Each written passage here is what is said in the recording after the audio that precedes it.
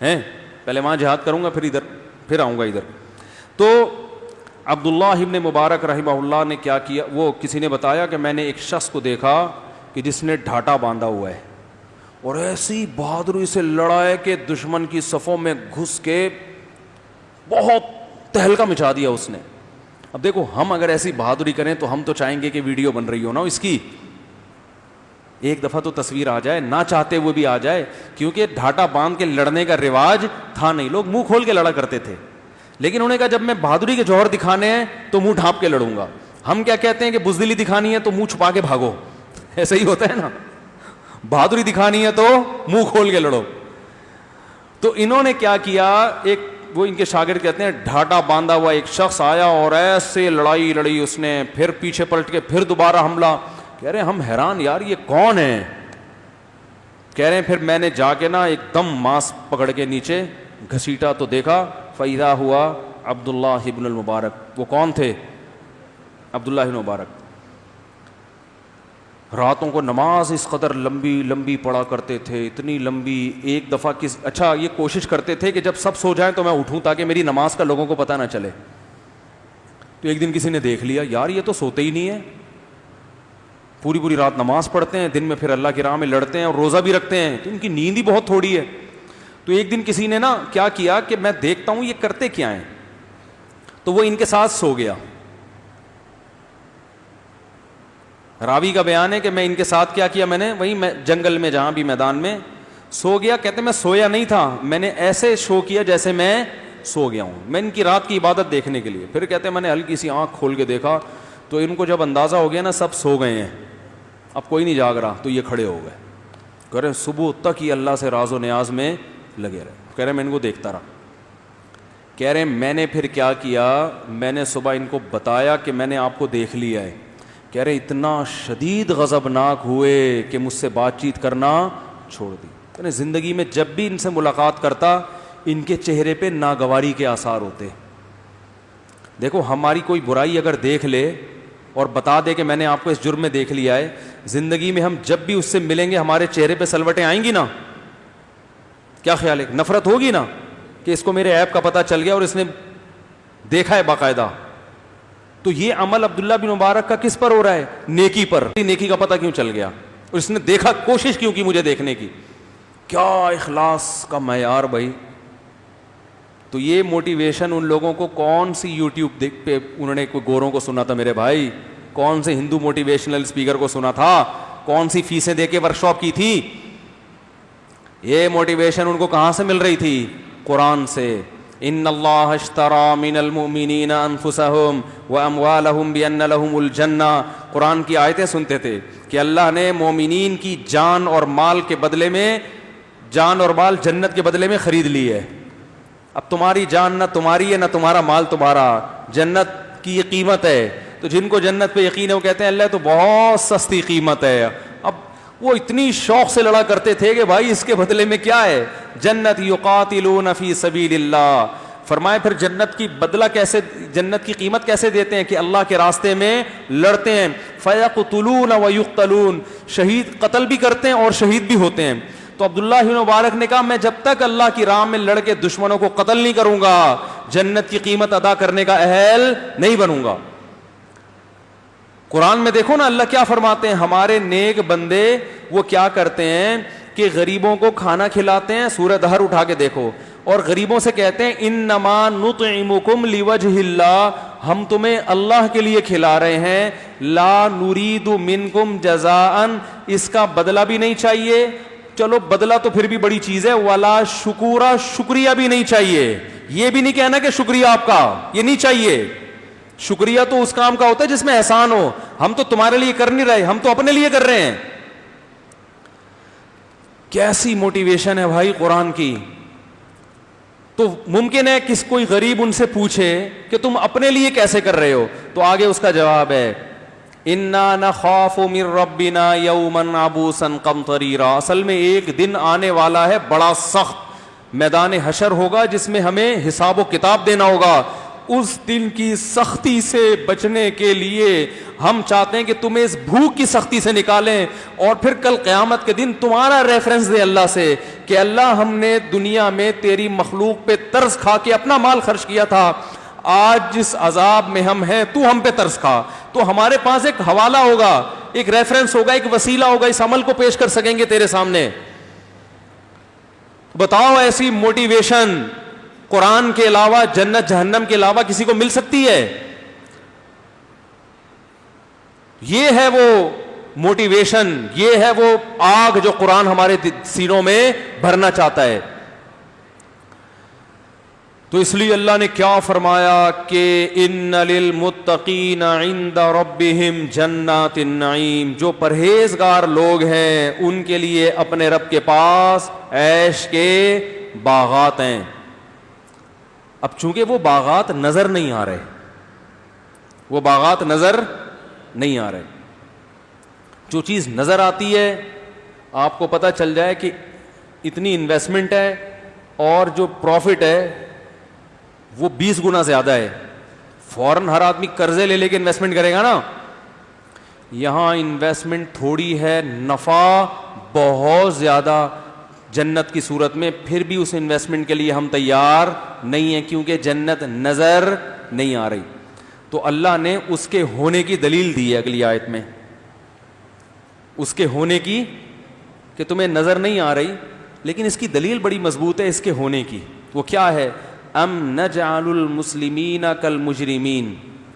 اگر جنت نہیں ہے تو اس کا مطلب تو یہ ہوا کہ جو ہماری مان کے چلیں گے, عدل و انصاف کے ساتھ چلیں گے, اچھے کام کریں گے, برائی سے ظلم سے بچیں گے, ان کا فیوچر اور جو جرائم کر کے آئیں گے ان کا فیوچر, دونوں کا فیوچر سیم ہوگا. ام نجعل, کیا ہم ایسا کر سکتے ہیں؟ تھوڑی دیر کے لیے خود سوچو, نہیں آ رہی سمجھ میں بھائی. اگر اچھا عمل اور برا عمل دونوں کا انجام سیم ہے, ارے تم ایگزامینیشن ہال میں بیٹھے ہو, ایگزامینر نے آپ کو آپ کے بتایا کہ پیپر حل کرو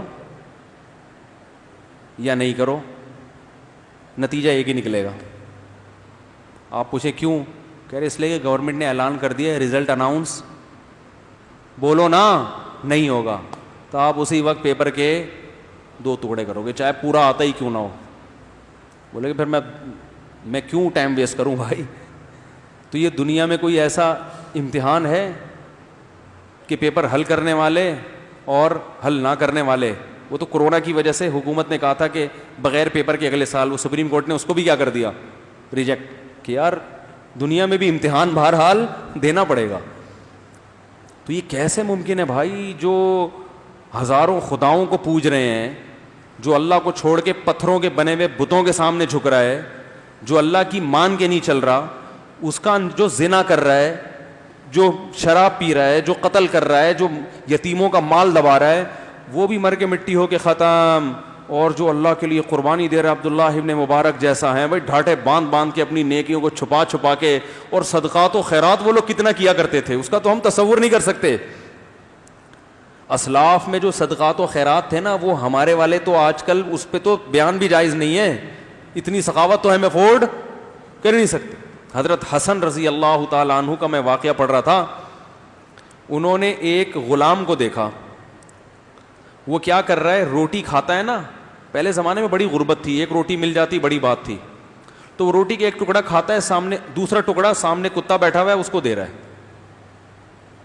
یہ بڑی اس وقت بڑے ظرف کی بات تھی یہ, کیا آپ آدھی روٹی جانور کو کھلا دیں, لوگ انسان کو نہیں, کیونکہ غربت بہت تھی نا.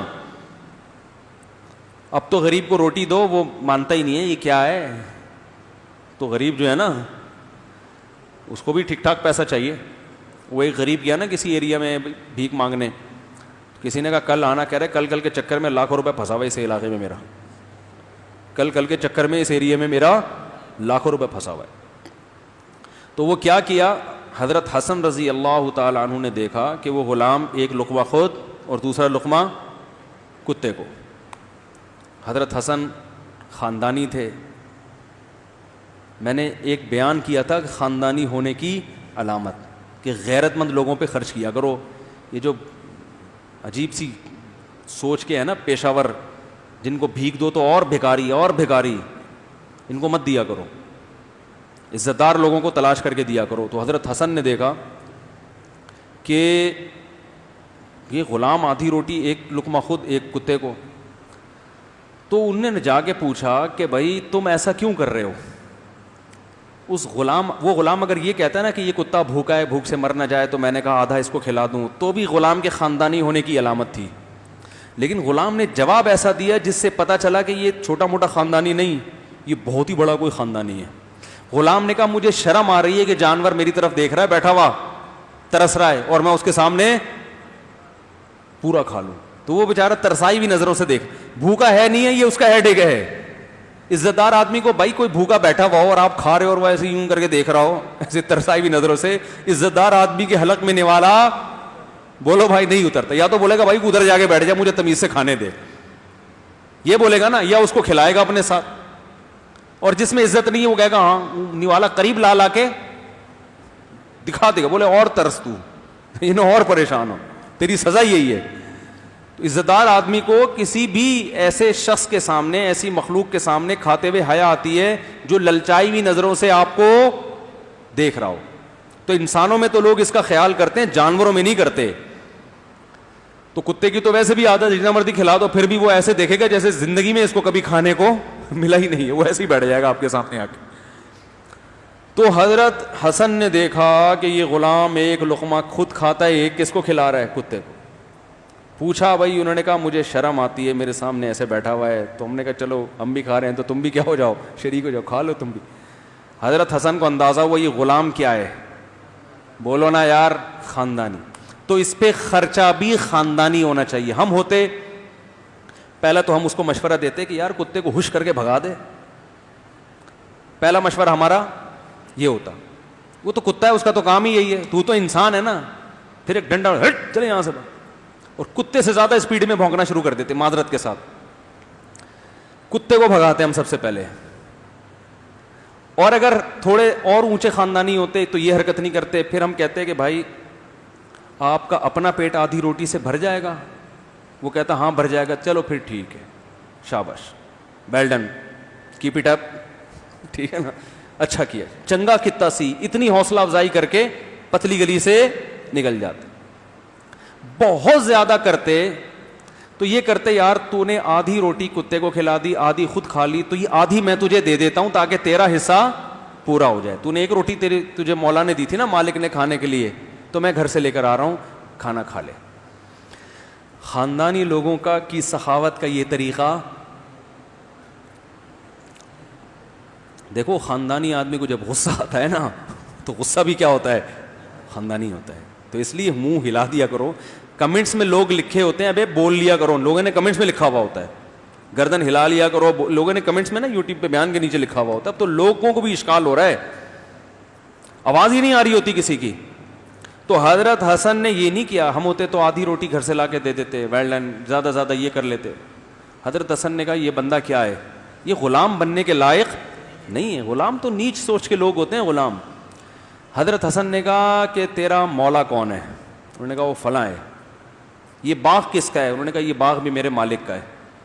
حضرت حسن نے کہا کہ اس کو تو آزاد کر دے، اس کی منہ مانگی قیمت لے. ظاہر ہے کوئی اپنے غلام کو آزاد کرنے کے لیے تیار نہیں ہوتا جب تک کہ منہ مانگی قیمت نہیں ملتی. اس نے منہ مانگی قیمت لگائی ہے اور حضرت حسن نے اس کو پیسے پکڑائے اور غلام کو کیا کیا؟ آزاد. ابھی کام مکمل نہیں ہوا. انہوں نے کہا یہ تیرا باغ کتنے کا ہے؟ ابھی تو صرف غلام آزاد ہوا ہے نا، باغ کی ویلیو لگا. ظاہر ایک آدمی کا جب بیچنے کا ارادہ نہ ہو، اس کو بیچنے پر آمادہ کرنے کے لیے اچھی خاصی قیمت لگانی پڑتی ہے. اس نے کہا لگاتا رہا، بالآخر باغ اس کی منہ مانگی قیمت پہ اس سے خریدا اور غلام کو پہنایا نہیں، کیا کر دیا بھائی؟ گفٹ کر دیا.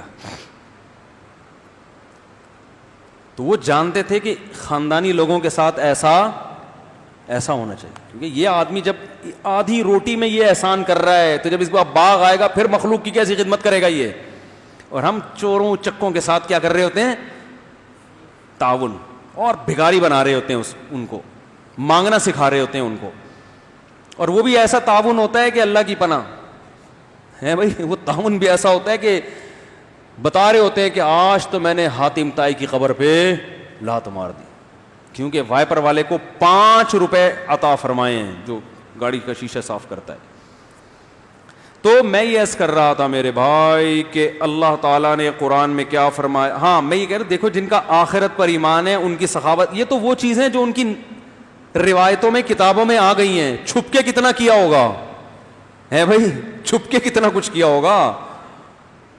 اور یہ بھی آپ سے عرض کروں, حضرت حسن جو اتنے مالدار تھے اس کی وجہ حضرت معاویہ رضی اللہ تعالیٰ عنہ تھے.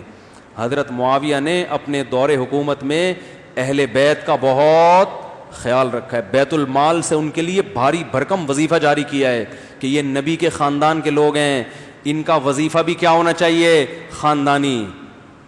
نہیں آ رہی بات, ان کا وظیفہ بھی کیا ہونا چاہیے, خاندانی. جیسے حضرت عمر نے جب بیت المال سے وظیفے جاری کیے تو امہات المومنین کے لیے الگ سے, اور جو بدر میں شریک تھے ان کے لیے زیادہ, جو بدر کے بعد تھے ان کے لیے کم. تو وظیفہ بھی خدمات کی بیس پہ ملتا ہے نا. گورنمنٹ نہیں اسکالرشپ دیتی, کسی کے لیے زیادہ کسی کے لیے کم. تو جو حضرت معاویہ رضی اللہ تعالیٰ عنہ کو معاذ اللہ برا بلا کہتے ہیں نا, وہ ان کی ان خوبیوں کو کبھی بیان نہیں کریں گے, کیونکہ ان کو ذاتی بغض ہے, ذاتی چڑ ہے. تو اہل بیت کا بہت خیال کیا حضرت معاویہ رضی اللہ تعالیٰ عنہ نے.